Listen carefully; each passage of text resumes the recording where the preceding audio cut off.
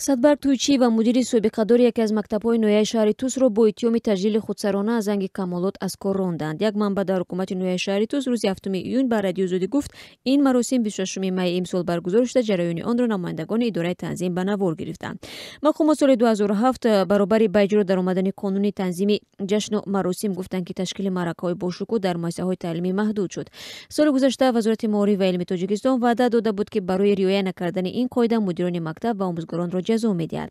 Аммо Садбарг Тӯйчиева, мудири инак барканор шудаи мактаб гуфт, онҳо на Занги камолот, балки бахшида ба рӯзи ҷавонон маҳфили хоксоронае баргузор карданд. Тӯйчиева мудири ягона мактаби тоҷикиву русӣ дар ноҳияи шаҳри Туси вилояти Хатлон буд. Ҳоло масъулияти ӯ бар уҳдаи муовинаш гузаштааст. Таҳсили имсола дар мактабҳои миёнаи Тоҷикистон рӯзи 7 июн ба поён расид. Бархе аз хонандагон гуфтанд, ки дар ин рӯз дар мактабҳо маъракае баргузор нашуд ва мисли солҳои гузашта садои зангулаам баланд нагардид.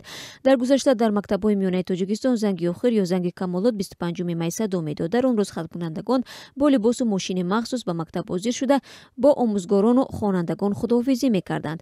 Бори аввал нест, ки масъулони мактабҳо барои баргузории Занги камолот муҷозот мешаванд. Чанд соли пеш чанд омӯзгор баъди пайдо шудани навори хонандагонашон дар Занги охир бо либосҳои наву мошинҳо дар интернет ҷазо гирифта буданд. Барои мисол, дар мактаби рақами 90 шаҳри Душанбе баъди нашри як навор аз Занги охир муовинҳои мудир аз вазифа сабукдӯш шуданд.